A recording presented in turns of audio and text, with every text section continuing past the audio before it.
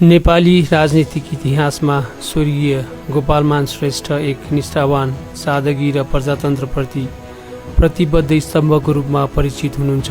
विक्रम सम्वत 2017 को कदम पश्चात मुलुकमा प्रजातन्त्र पुनर्स्थापनाका लागि भएका हरेक जनआन्दोलनमा उहाँको भूमिका अग्रणी रह्यो।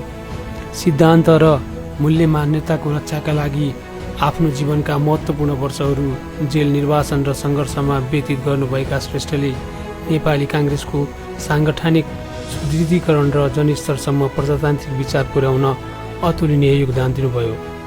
उप प्रधानमन्त्री तथा विभिन्न महत्त्वपूर्ण मन्त्रालयको जिम्मेवारी कुशलतापूर्वक सम्हाल्नुभएका उहाँले राजकीय पदमा रहँदा शिक्षा, पूर्वाधार र ग्रामीण विकासका क्षेत्रमा ठोस कार्यहरू गर्नुभयो।